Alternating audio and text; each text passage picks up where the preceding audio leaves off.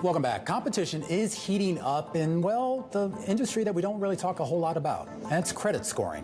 The Federal Housing Finance Agency here in the U.S. is broadening its criteria that will now allow Fannie Mae and Freddie Mac, which account for more than half the mortgages in this country, to accept a product called VantageScore 4.0 for mortgage underwriting. Now, there's been a lot of concern here about whether the broadening out to another provider in this space is warranted, and more importantly, whether the old system of having effectively one provider in this space was ever warranted at all. Joining us right now to discuss, I'm pleased to say, is the CEO of VantageScore, Silvio Tavares. Silvio, great to have you here on the program.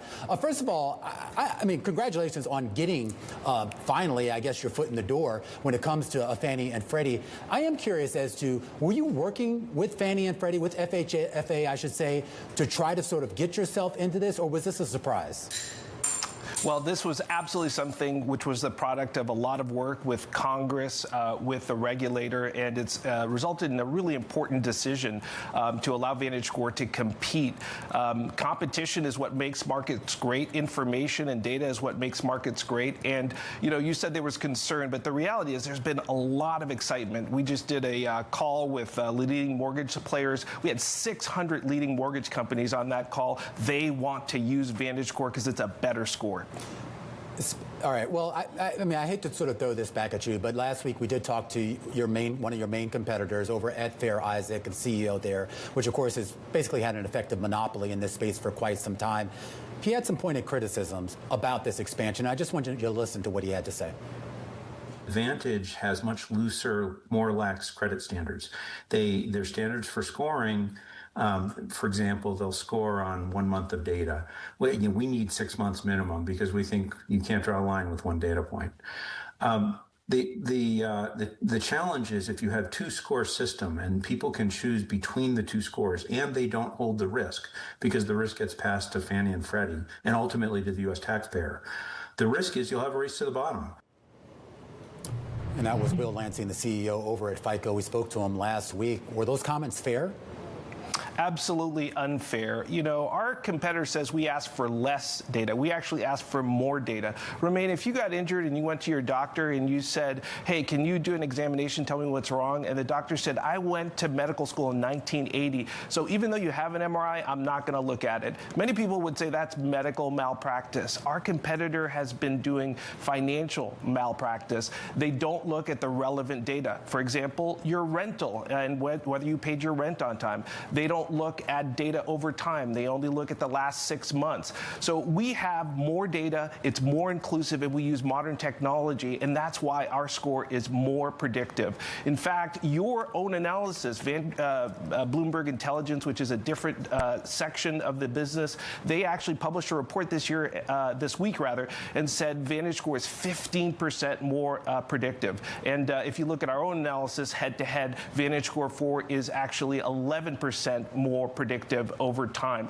So that's dead wrong, and it's the reason we're more predictive. That's the reason why over 3,700 banks, 8 of the top 10 banks use VantageScore today, and they're all excited about doing more of that in the mortgage industry. All right, and we appreciate you giving a shout out. We should point out Erica Adelberg, who leads that team. If you have a Bloomberg terminal, definitely check out her research with regards to this. When it comes, though, to this idea of making sure that a lender is going to feel comfortable, or I guess in this space, Fannie Freddie, but really any lender is going to feel comfortable taking your data or your assessment of the credit risk, of the lending risk. Do you have confidence that you can make the case that what you're providing, what you're putting out there, is at least comparable to what FICO is doing, if not better? Well, the reality is data, let the data speak. We published data for VantageScore for over 45 million scores over 10 years for the FHFA to make its decision, and we applaud Director Pulte for making this decisive action to allow competition. It is actually the law, 2018, the president signed a law onto the books allowing competition, and we provided the data pursuant to that. Our competitor has not. The question is, why not? Why haven't they provided the data to the public for their score? We have done it, and and the data is overwhelming and conclusive.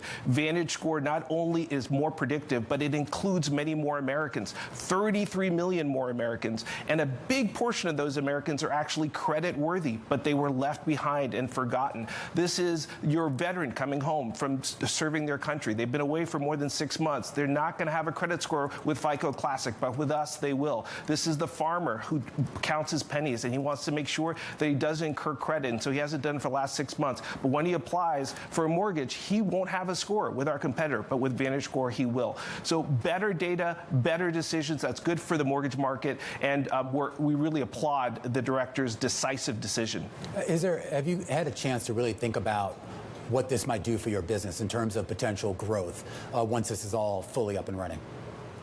Well, this is clearly a very big deal for VantageScore. We're already the leader in many major segments. Credit cards is one. Another one is consumer display of credit scores. When you log on, for example, to Chase and you check your credit score, it's not our competitor score. It's FICO. It's not our competitor FICO score. It's VantageScore that you see. That being said, this will happen over time. It's not going to be all of a big bang.